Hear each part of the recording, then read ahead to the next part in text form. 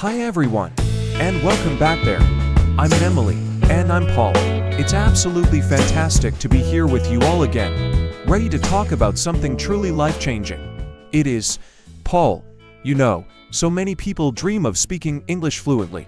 They think it's a huge mountain to climb, something that requires hours and hours of difficult study every single day.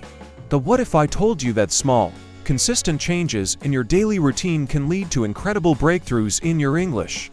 Imagine opening doors to new opportunities, understanding the world better, and even traveling with more confidence, all by integrating English into your life in simple, fun ways. It's not just about learning a language, it's about transforming your life. That's right, Emily, we're here to tell you that learning English doesn't have to be a chore or a struggle. It can be an exciting journey filled with small victories every day, and these small victories add up to something big. And before we dive deeper into these amazing tips, if you like what you hear today and you want to truly change your English journey, please remember to subscribe to Mr. English channel, give us a big thumbs up on this episode, and share it with anyone you know who dreams of speaking English. Your support helps us reach more people and bring more life-changing content to you. So Paul, let's start by talking about why English is so important, not just for learning but for life itself. Why should our listeners be motivated to make these small changes? Why English is a global connector? That's a great question. Emily, English is more than just a language. It's a global connector. Think about it. English is spoken in so many countries. When you learn English, you can talk to people from all over the world. Imagine making new friends from different cultures, understanding their stories, and sharing your own. It makes the world feel smaller and more connected. Absolutely, it opens up the world. And what about for work? For work, English is a game changer. Many good jobs, especially in international companies, need English. If you can speak English, you can get better job opportunities, maybe even a promotion.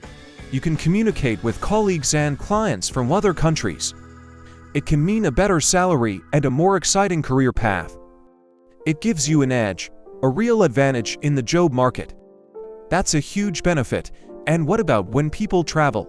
Oh, for travel, English is a superpower.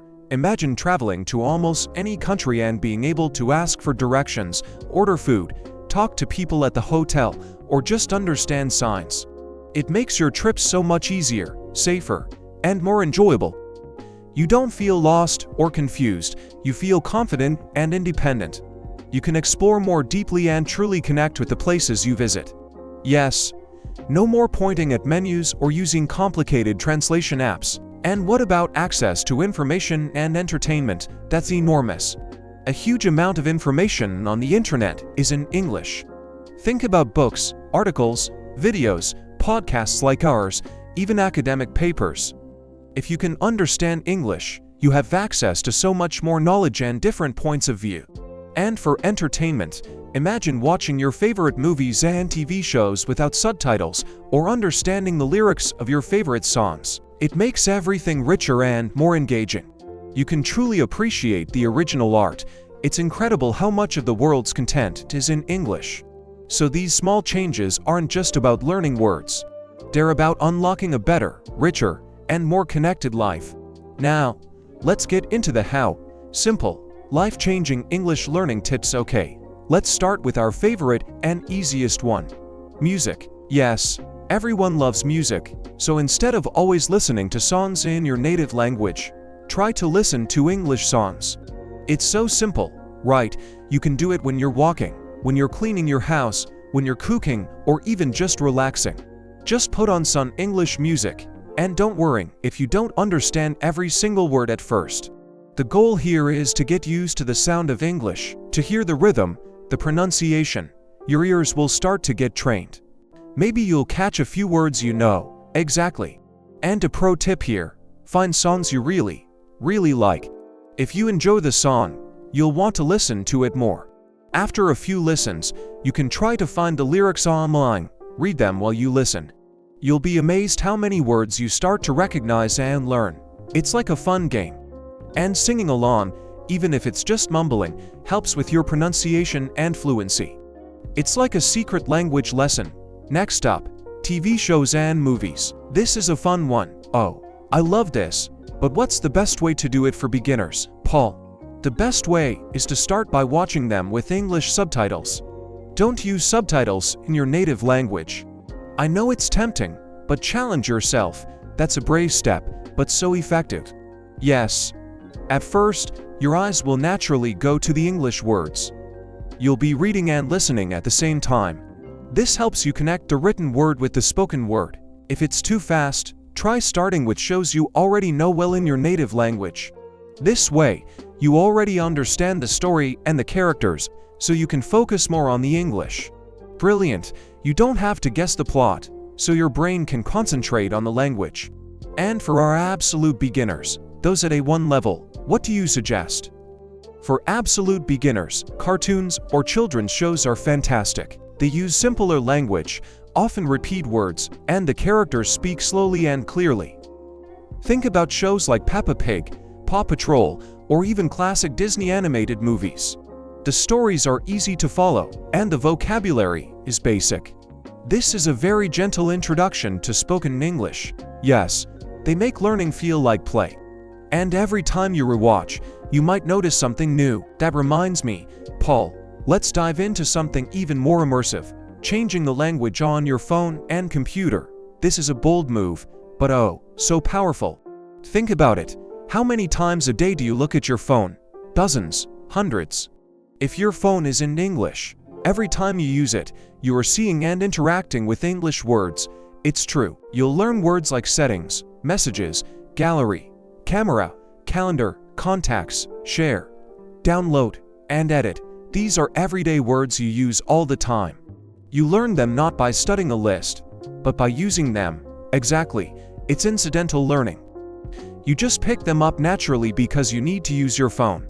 And most of the time, you'll understand what the word means because of the icon or the action you're performing. If you really get stuck on a word, you can quickly look it up, but soon these words will become second nature to you.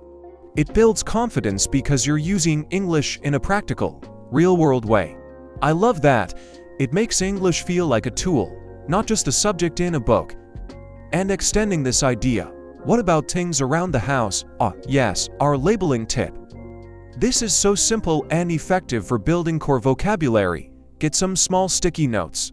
Write the English word for everyday objects and stick them on the actual object.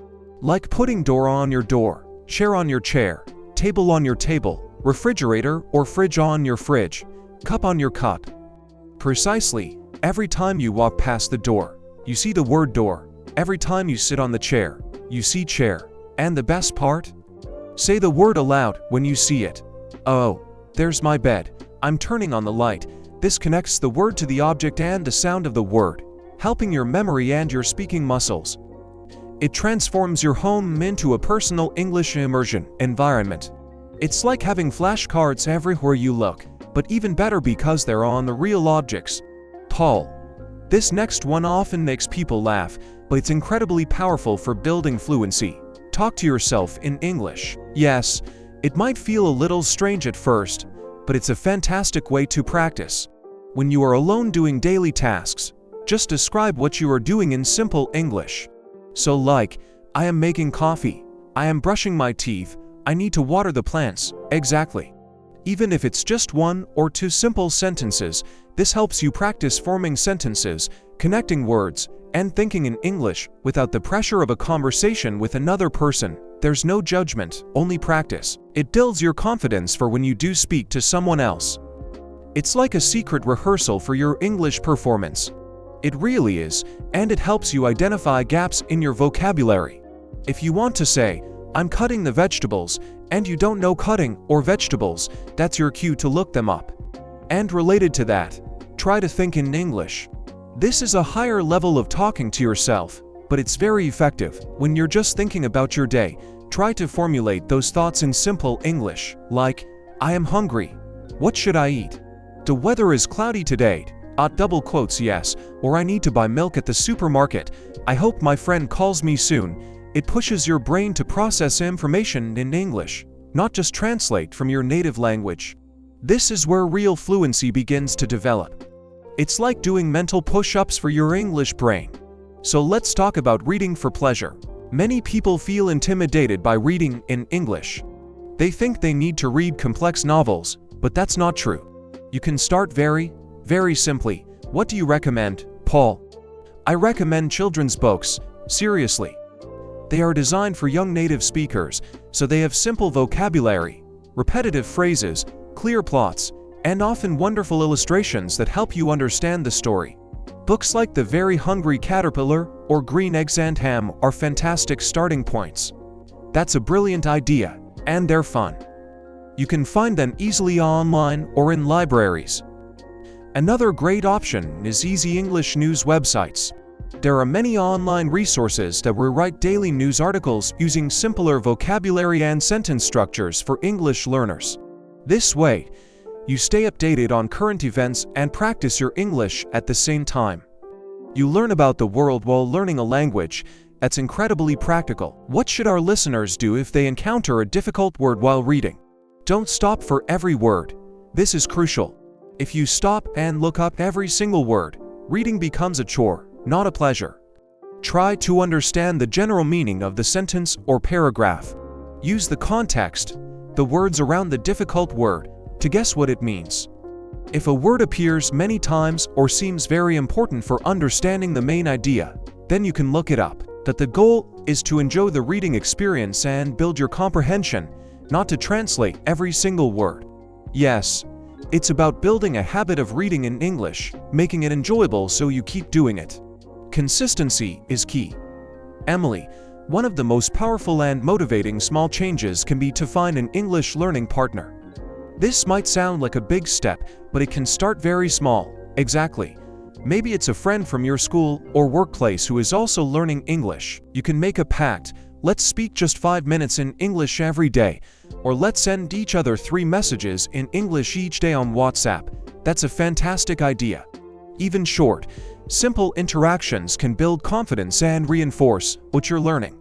You could ask each other, "How are you?" "I'm good, thanks." "What did you eat for lunch?" "What are you doing this evening?" And the great thing about learning with a partner is that you are both in the same boat. You're both learning, you're both making mistakes, and that's perfectly okay. You can support each other and motivate each other. It takes the pressure off and makes speaking English less scary. You can even practice the talking to yourself sentences with your partner. And this is where the real-world benefits come into play. When you start connecting with others in English, even just a little bit, you see the direct impact of your learning. You're communicating, you're building relationships. It's incredibly motivating. Conclusion: consistency is your superpower, Paul. We've talked about so many fantastic, simple, and effective small changes today. From music and TV to labeling and talking to yourself, to finding a partner, the list is long, but the steps are small. They really are, Emily. And the most important message for our listeners today is that consistency is your superpower. You don't need to study for hours every day. Even 10 or 15 minutes of these small English activities, done consistently every day, will lead to incredible progress over time. Yes, imagine if you listen to one English song, watch 10 minutes of a show with English subtitles, and change your phone language for a week. You've already had so much exposure to English, it's like planting a tiny seed every day. Eventually it grows into a strong, beautiful tree. And remember why you're doing this. It's not just for a grade or a test. It's for your future. It's for new opportunities, for better jobs, for amazing travel experiences, for connecting with people you never thought you could, for accessing a world of knowledge and entertainment. Learning English is an investment in yourself, an investment in a richer, more fulfilling life. That's so true, Paul. It's about opening up a whole new world. And these small changes make that world feel achievable, not intimidating. Every little effort brings you closer to your goals. Be patient with yourself, celebrate every small victory, and never give up. So our dear listeners, we truly hope you feel motivated and empowered after today's episode. We really want to know which one of these small changes you're going to try first. So please subscribe to Mr. English channel, give us a big thumbs up on this episode, and share it with your friends who are on their English learning journey. Let's build a community of English learners together. And most importantly, leave a comment below and tell us which small change will you implement this week to improve your English and open new doors in your life. Will you try listening to English music, changing your phone language, talking to yourself, or finding a partner? We can't wait to read your comments and cheer you on. Thank you so much for being with us today, everyone. Keep practicing, keep making those small changes, and keep dreaming big. We'll see you in the next episode for more English adventures and more ways to transform your life. Bye for now. See ya.